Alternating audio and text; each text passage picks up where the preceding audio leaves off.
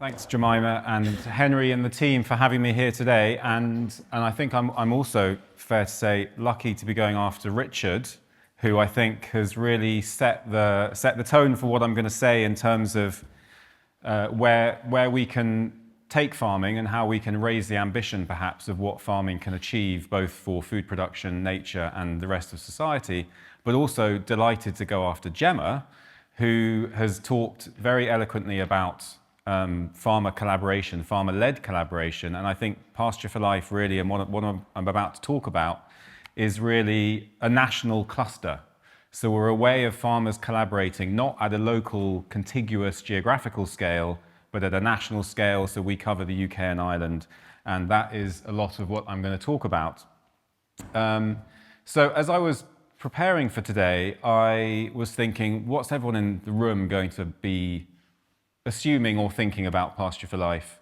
And very helpfully, I don't know if anyone knows Doug Deere, there was a letter in the Farming Press a couple of weeks ago, which was essentially, in my mind, looking at a lot of the mythology around what it means to be pasture-fed, what it means to be focusing on pasture-led systems. And just to pick out some of the things, essentially, obviously, yield is still a driving force and pasture-fed systems are lower yield. I think there's a strong sense that anyone standing up for something different is perhaps looking to be divisive and antagonistic, and I genuinely don't think that's the case. Perhaps actually that pasture-fed is in some ways anti-farming, and that economy of scale is still the driving force behind any of our economic systems. And perhaps that pasture-fed isn't profitable, and it's reliant on environmental subsidies to prop it up. And I guess ultimately, thinking about nutrition as well, ultimately that nature and farming, perhaps there's still not this strong enough sense that nature and farming go hand in hand. And I think what we're seeing at Pasture for Life is very, very different. And so again, just to skip through some of the things that we see through our network with our farmers, some of who are here today, but are spread around the UK and Ireland, is that perennial pasture is an incredibly vital asset that we have in this country. I think we largely forget about our grasslands. I think we've seen some of this in the new subsidies that have come through in England, but I think it's also perhaps true at a societal level when we think about animals, grazing animals in particular. We believe quite strongly, and I think this is borne out in some of the evidence, that profitability is incredibly interlinked with inputs. So it's also linked with output and how much you're selling in terms of turnover, but actually the relationship between inputs and profitability is probably much greater than it is with turnover. And that actually pasture-fed systems can be highly productive in terms of grass growth, in terms of the number of animals that you can be taking through your system. Something that I constantly remind myself of, again, this relates to the fact that I think grasslands are being a bit forgotten, is that species-rich grassland, particularly calcareous grassland, of which many of you will have, and wood pasture are high priority habitats, but they're also farming systems.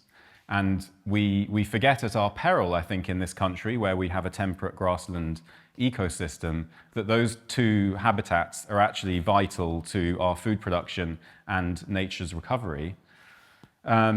I think many of us now know through this regenerative bandwagon, perhaps, that's rolling on, is that grazing ruminants are incredibly important ecosystem engineers, not only for our farming systems, but also for our biodiversity. We're growing our awareness of the nutrient density impacts of pasture-fed animals, and in particular, and I think this is really exciting for protected landscapes, in particular, animals that are eating a real diversity of forage. And so I think when Richard was talking earlier about allowing animals to graze in woodlands, there's a huge nutritional impact for the animal, but also actually for ourselves when we're eating the meat and milk that comes from these systems. And I think ultimately, and this is quite a new kind of train of thought for us, and I think for me, is that these animals, when managed in these low input ways, are actually vital for our rural economies. So when we think about the prevailing systems within farming, a lot of profit essentially is being drained out of our rural economies, going potentially to other bits of the country or even potentially overseas.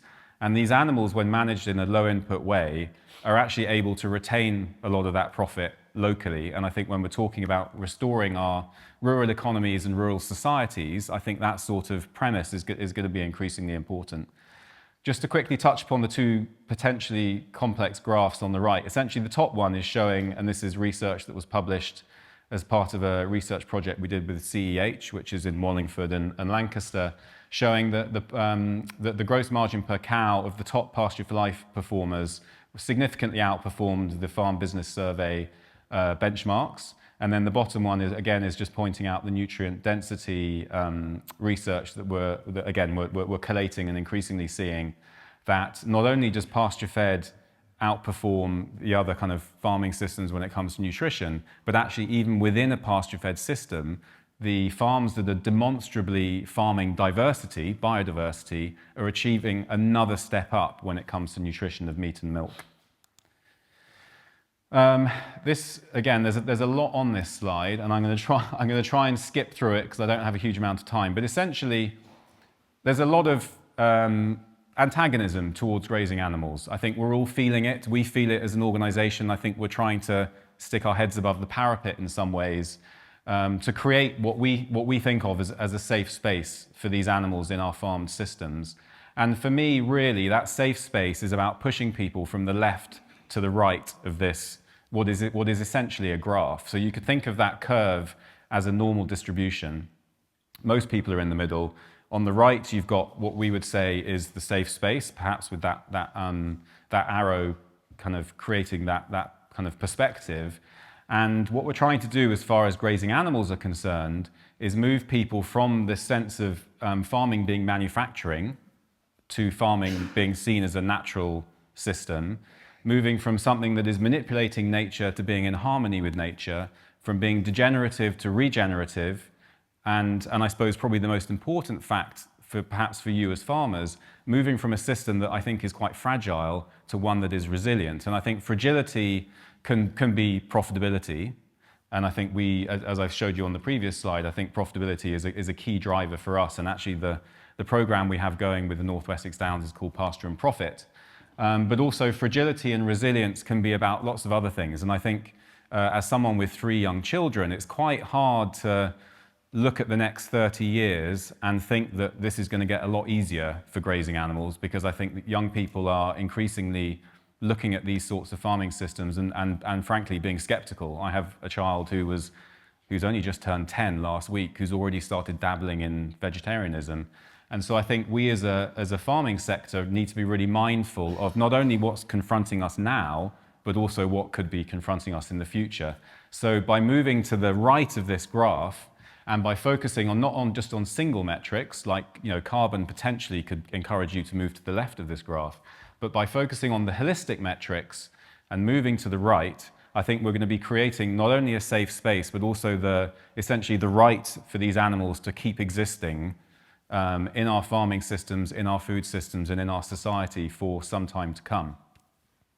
So having said all of that, and obviously one of the main reasons to be here today is we're talking about protected landscapes. And I think protected landscapes in England and across the UK have an incredibly important role for essentially creating that safe space, because you've got a confluence of public interest in nature and farming, and also funding.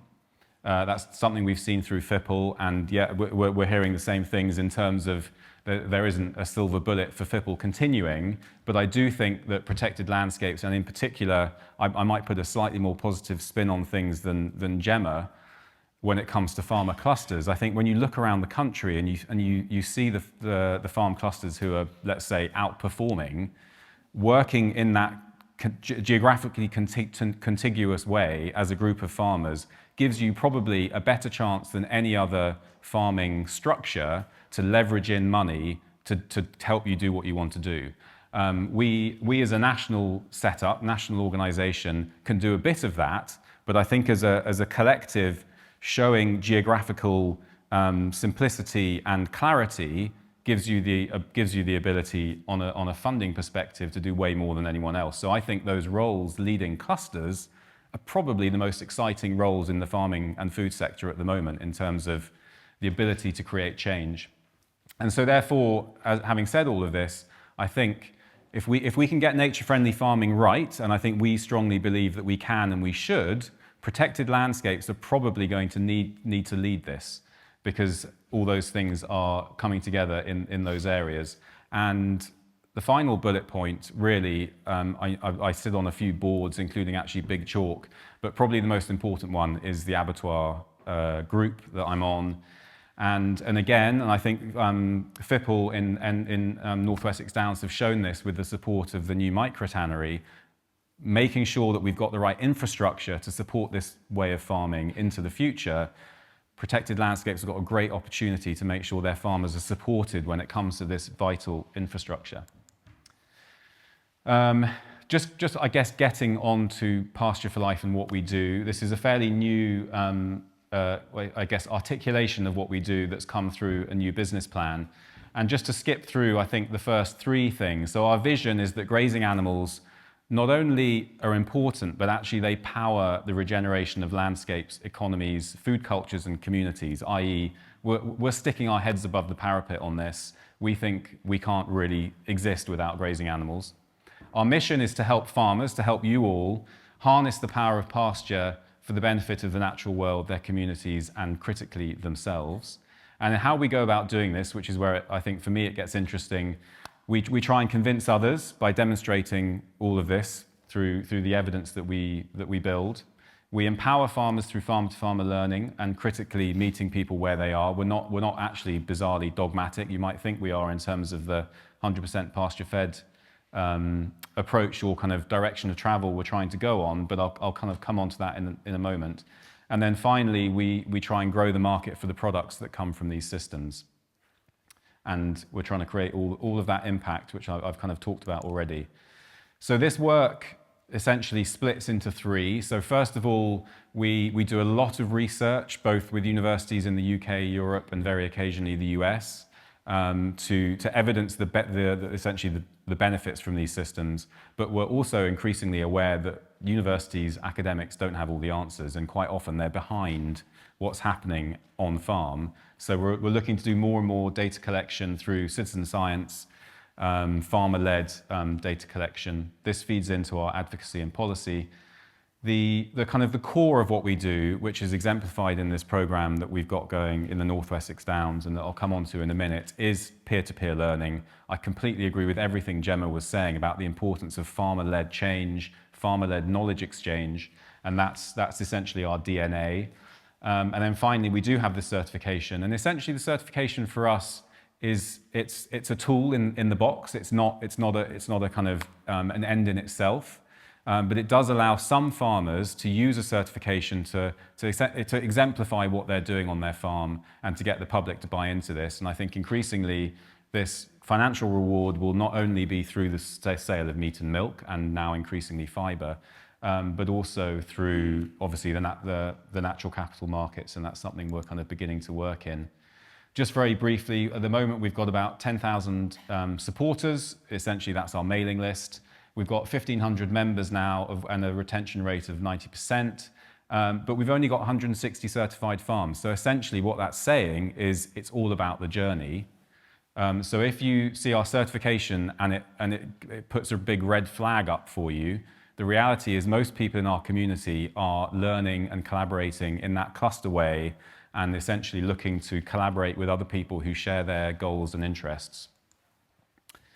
And how we've essentially brought this down to ground level over the past few years is to set up regional groups as a way of bringing people together in what is essentially a safe and non-judgmental space. I think it's really exciting to see how this all happens, and I'm always struck by how often you find a farmer who's been farming in this way for 20 years riffing off someone who's just in year one. And I think actually that's because what we're seeing is this what we've started to call a cycle of change, but essentially everyone is learning, everyone's coming at things afresh, whether you've tried loads of other things before and been successful with some and perhaps unsuccessful with others.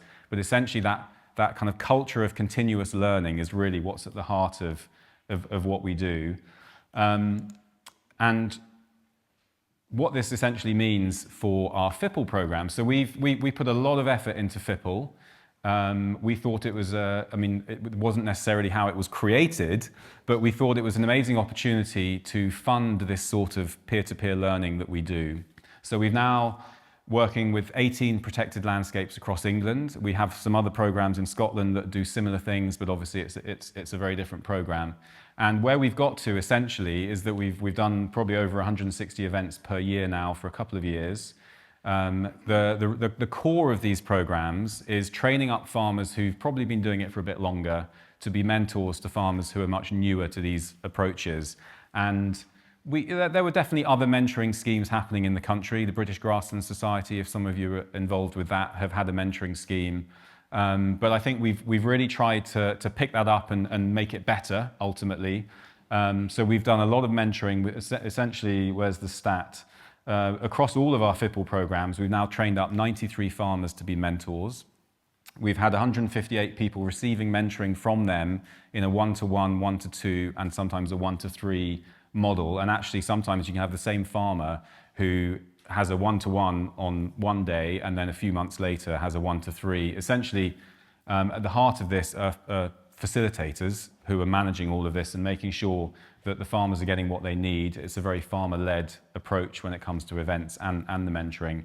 And I suppose the big stat for me is that 75% of people who've received that mentoring within 1 year have felt confident to change something on their farm.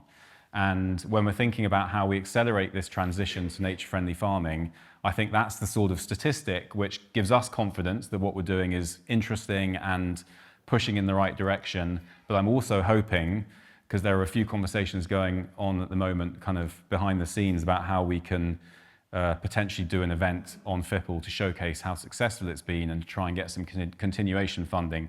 And I think that sort of stat is going to be really important to show the impact of what FIPL can be doing. Just to highlight some feedback, I mean, I suppose the summary of the feedback is I think there's just a lot of people really excited to be part of a community, whether it's the whole Pasture for Life community or the specific community they've had through the FIPL program, and to be, I think it's just changed a lot of people's perceptions about what's possible, what their role in the change might be, and frankly, who their friends are. And actually, they've got way more friends than they thought they did, and they're not so isolated as they thought they were.